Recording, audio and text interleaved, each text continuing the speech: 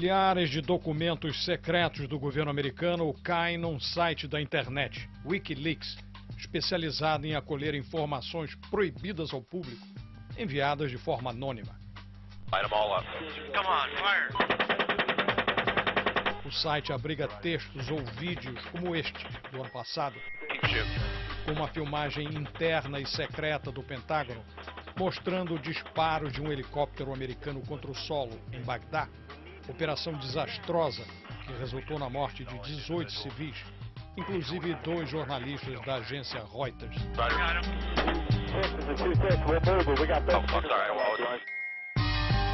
Quando o responsável pelo site WikiLeaks, o australiano Julian Assange, recebeu vasto material bruto sobre as guerras no Iraque e no Afeganistão, além de numerosa correspondência diplomática do governo americano, a documentação era suficiente para preencher 2.000 livros grossos. Ele decidiu então fazer um acordo com a mídia tradicional para obter ajuda na seleção e conseguir mais impacto internacional. Abriu acesso ao jornal britânico The Guardian e ao americano The New York Times, bem como à revista alemã Der Spiegel, para analisarem e publicarem o que achassem apropriado. Os jornalistas selecionaram, conferiram, deram contexto e revelaram detalhes das comunicações sem censura entre soldados e oficiais na frente de luta, bem como a troca de mensagens entre diplomatas americanos pelo mundo e seus chefes em Washington. Foi um dos maiores furos jornalísticos das últimas décadas. Esses foram apenas alguns entre muitos outros segredos revelados no trabalho conjunto de WikiLeaks e jornalistas. Uma relação que logo se tornou hostil, sobretudo no trato com Assange. Ele não gostou quando ambos os jornais publicaram críticas a ele, apontando uma personalidade que mistura inteligência, arrogância e mistério.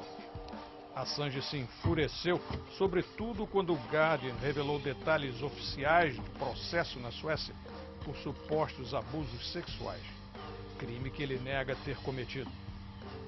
Novas revelações continuam a sair até hoje, como as 10 páginas no Guardian em abril, com segredos da prisão americana de Guantánamo.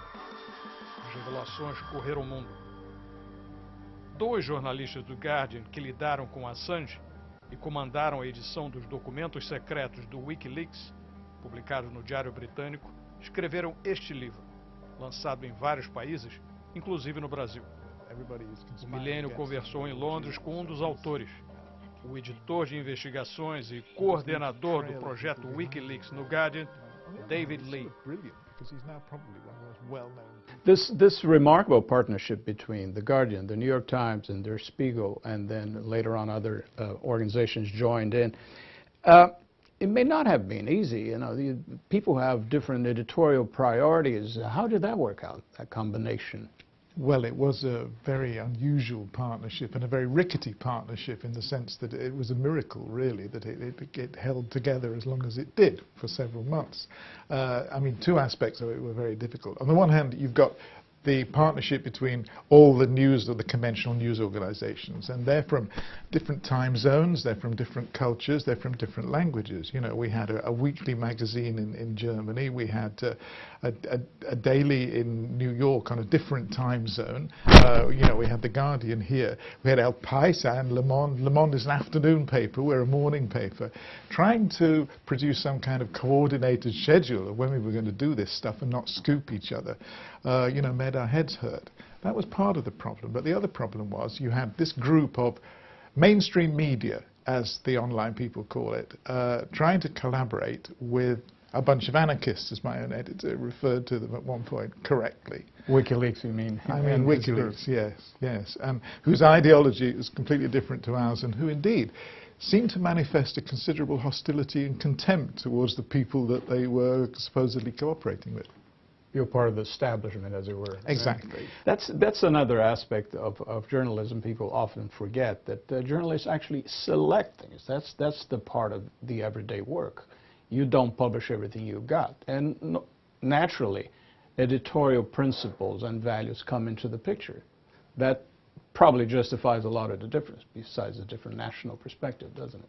Well, you pay your money and you take your choice. I mean, that's why some people buy The Guardian, because they value our view of the world. Some people buy the New York Times because they value their take on the world. These different takes on the world are what you pay for. We still face the old problems when you're dealing with all this raw material from WikiLeaks, which is the old journalistic thing about raw information. How do you ascertain legitimacy and accuracy? How did you handle that? The first problem that we faced was a severe technical one, because how on earth do you actually study and analyze this huge mass of material? 250,000 diplomatic cables is 300 million words. It was the equivalent of 2,000 books in a library.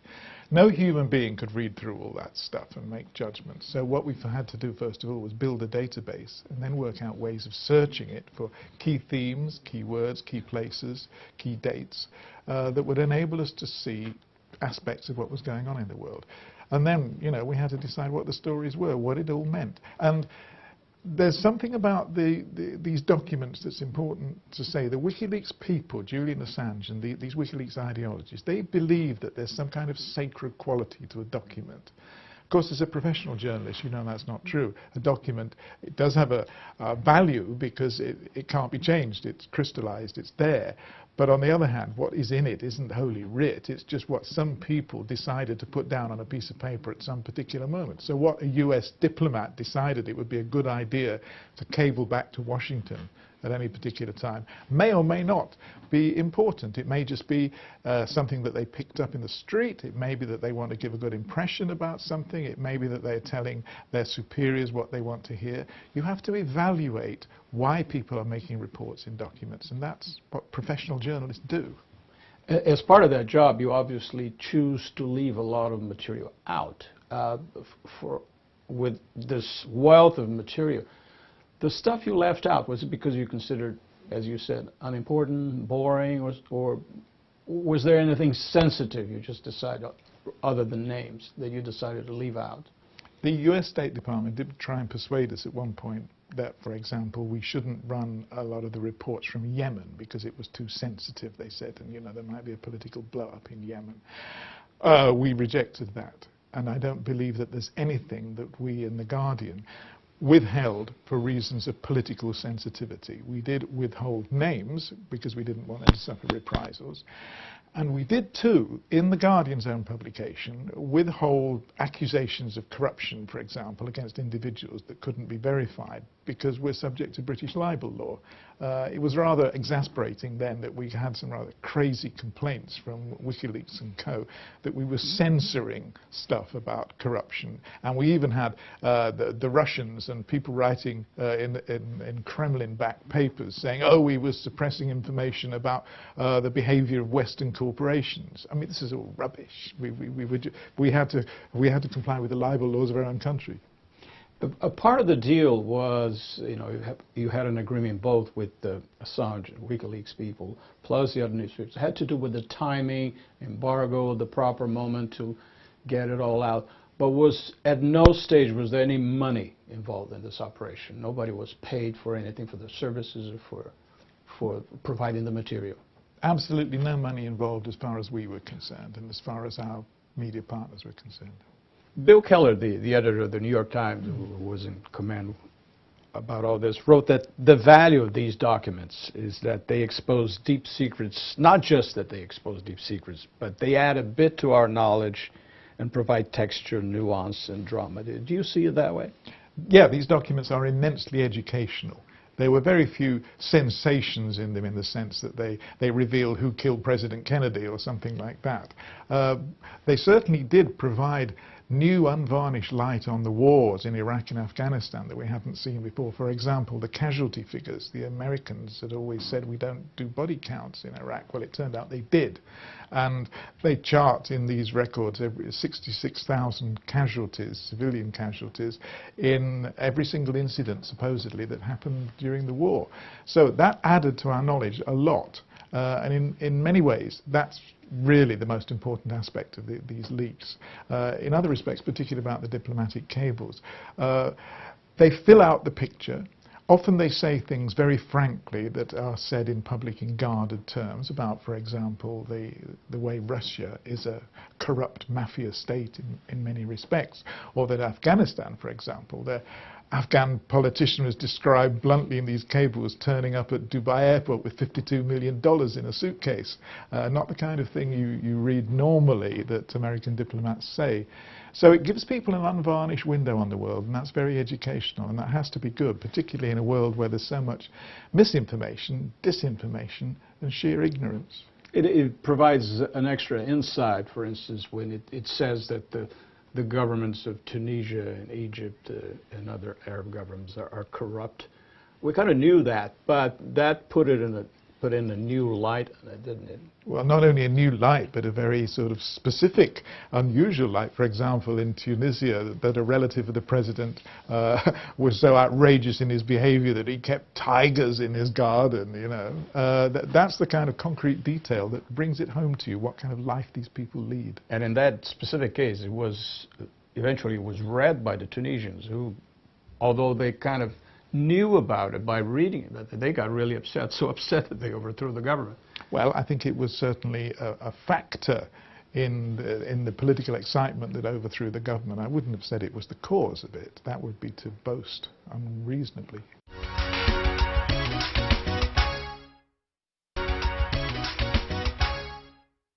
Talking about the backlash, when these things came out, there were a lot of, well, there was a lot of support, but a lot of protests, especially in the U.S. You had calls from right-wingers, Sarah Palin type, who said these WikiLeaks people should be prosecuted like a Taliban militant. And some people called for the death penalty and treason and all that stuff. Overreaction? It's very depressing the way some people in the United States, especially politicians who ought to know better, react to any problem by calling for everybody to be killed. You know, I mean, it's not attractive. It makes America look bad in the eyes of the rest of the world. It makes them, you know, overly violent, over-aggressive, and it's a kind of spasm that you saw after 9/11, when, in a sort of vengeful spasm, America went and, you know, it basically attacked a lot of other people. So I think that's demonstrated something rather alarming and unhealthy about the United States body politic. I mean, it's crazy. You know, people like Sarah Palin, they didn't ought to be allowed to call for the killing of people who've merely leaked embarrassing information. No Americans have died as a result of all this. And you see there the rage of people who thought of themselves as belonging to the world's sole victorious superpower when they're crossed or challenged, and that rage isn't a pretty sight. You mentioned before that there was an attempt by the State Department to try to hold you back, to prevent you from going ahead with certain things. What did they try to do? I think the way the State Department engaged with us was actually quite interesting and quite civilized. We were relieved to discover at an early stage that they weren't going to try and come after us on The Guardian. I mean, we described this in the book. Instead, they were willing to engage with us. And of course, the New York Times had always been very willing to engage with the State Department and the White House, and they had told them in advance that we had this material and we were going to publish it. And they took a deliberate decision, which we accepted, that they would notify the US administration ahead of time.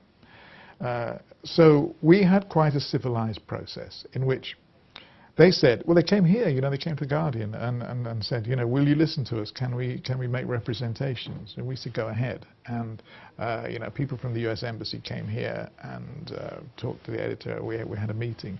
And then they said, you know, will you speak on the phone to people in Washington? And we said, yes, we will. And we ended up talking to people like Philip Crowley, for example, the State Department spokesman, and other Clinton people. Crowley's now been forced to resign by criticizing what the US military are doing to Bradley Manning, so it's a little bit ironic. Mm-hmm. We had a pretty civilized conversation, the main burden of which was, we don't want you to name people who might suffer reprisals. And we were saying, listen, we're not going to do that. We've already taken that decision that we're going to behave in a sensible way about this. And then they were saying, oh, well, there's all this other stuff, you know. that's very sensitive, and would you listen to representations from us? And we said we'll listen to anything. But in the end, we did not censor anything because of political request. You mentioned the way Manning has been treated. Let's deal with the unavoidable aspect of this thing, Julian Assange himself. The Australian-born former hacker, 40-year-old creator. Your book makes it clear you do not have a very high opinion of him. I hope that we describe his personality, which is pretty strange, in the book in a fair-minded way. A lot of people regard Julian as a hero, as a sort of guerrilla warrior, you know, who's fighting the establishment all over the world. And I think some of the things he's done are very remarkable and pioneering. Problem is, he has a personality that it's impossible to work with. And he behaves in an impossible way. He's paranoid, he's untrustworthy, he's gets himself into trouble. We saw he got himself into trouble. He's been accused of sexual assaults in Sweden, and we've had a falling out with him. I mean, the Guardian, you personally, or just the Guardian and well, both me personally and the Guardian. Yeah. He thinks I'm a very bad person, and he said some very hostile things about me personally, because I insisted on not betraying the New York Times, who were one of our original partners. Julian had a row with them. He didn't like something they'd written and decided he was going to cut them out of the deal, and he was going to secretly open negotiations with the Washington Post. And I thought this was all a pretty bad idea. And I insisted on sharing the material with the New York Times all the same. And Julian then flew into a huge rage, and we had a huge row. And he came in here with his lawyer and threatened to sue us and said we were stealing his property and crazy stuff like that. Well, the same way he didn't like what the New York Times published about him, he also didn't like when one of your reporters went to Sweden and got details of his court case, the sexual charges against him. What's the situation on those charges? I mean, what is public about? What do we know about that situation? Well, what we didn't like about what was going on with the charges was that Julian was putting out the suggestion across the world that he was the victim of some kind of CIA honey trap, you know, that these women had been sent to entrap him or were making essentially false complaints. We'd investigated the whole situation because we were very concerned about it, and we discovered pretty well what had happened. And what had happened was Julian had had sexual relations with two young women, two admirers of WikiLeaks, in rapid succession. And in each case, he'd been unwilling to wear a condom, and they'd become very upset as a result of it. One claimed he'd deliberately ripped the condom. The other claimed that he had had sex with her while she was asleep, you know, without a condom, and she was upset about that. And these two women, when they got together, they didn't want to have him arrested. They wanted him to take an AIDS test. They thought that one of their problems was they were worried they might have caught something. They wanted him to take a test. He refused, and they said, if you don't do it, we're going to go to the police. And he said, well, I'm not going to. And they went to the police. So the whole thing would never have happened if Julian hadn't, first of all, upset these two women by his behavior, and secondly, had done what they wanted, which was to have an AIDS test. So, you know, there's no CIA honey trap in that story. As we speak, he's appealing a decision that he should be extradited to Sweden. And of course, part of his argument all along is that if he's extradited to Sweden, he will end up in the US, and he will be sent to court, and he will face a death penalty. Do you think he's being paranoid with that? This is all complete rubbish. First of all, if the US wanted to extradite him, they could extradite him from the UK much more easily than they could from Sweden. The UK has a very easy extradition treaty with the US. From Sweden, it'll be harder. Furthermore, if he's extradited to Sweden on these sex charges, he cannot be then extradited to the US on different charges, on charges related to free speech, without the consent of the UK, because you can't be extradited to Sweden on one set of charges and then extradited further on to another. So he's no worse off if he goes to Sweden. And I think the truth of all this is that Julian very much doesn't want, understandably perhaps, to be extradited to Sweden to have to face these sexual assault charges, and it's a PR strategy to make a noise about being sent to Guantanamo Bay, and I don't think it does him credit. As a final thought on this topic, WikiLeaks is just the latest manifestation of an internet phenomenon that we're all facing in different areas, but also in the news area. You're a veteran in the news business. You've seen this transition. How much has your work changed because of that? Well, my work has changed utterly because of the onset of the internet age, and everything about this WikiLeaks story is something that would never have happened at the beginning of my career as a journalist. You know, everything revolves around the internet here. This young soldier is accused of leaking material that was on the internet because the United States State Department had put all their cables on the internet so that they were accessible from classified websites to other embassies and other government departments. That's an amazing change in the way diplomacy is conducted and the way intelligence is shared. Then, the fact that you can actually have people leaking this stuff by having software methods of scraping it all out of an American military computer and then uploading it to some other people and leaking it to the world, that's completely new. And finally, it's completely new as journalists that we should be presented with this giant, massive material and have to find ways of, first of all, analyzing, interpreting it, and even reading it, you know, in methods we never had to use before. And then finding ways of publishing it worldwide, which is what we never used to do as journalists, in ways that are not going to get us sued or arrested. So everything about this enterprise is completely different from what went on when I started out in print journalism all those years ago. Overall, after all these months of dealing with it, do you think it's this whole WikiLeaks bit? Is it a force for good? Is it a dangerous thing? Is it being misused? Or it has the potential of being misused? What's your overall appraisal? I've been campaigning for quite a long time about the dangers of large databases. In Britain, in particular, I've regarded it as very dangerous that they were proposing to compile a database with every single citizen's medical records on it. Because my view was, as soon as you invent a database like that, you bring into existence something that wasn't there before, which can be leaked and will be leaked, and people will get at it, you know. And I didn't want outsiders, whether it's the government or private detectives or other tabloid newspapers or commercial corporations getting at my medical data, and I think, you know, a lot of people would feel the same way. It's the same with this stuff. Once the technology develops to the point where huge databases are brought into being, you've got a problem. Not everything in them should be leaked, but it will be leaked. And if Julian Assange hadn't set up WikiLeaks and pioneered it, then somebody else would have done something similar, because it's all driven by the technology. Once you see the technical possibilities, then it will happen. All we're waiting for now is for Hollywood. We understand the rights of your book have been sold to Steven Spielberg.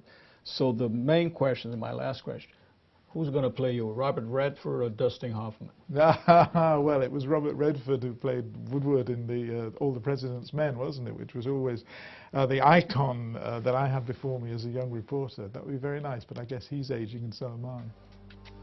Okay. Thank you very much.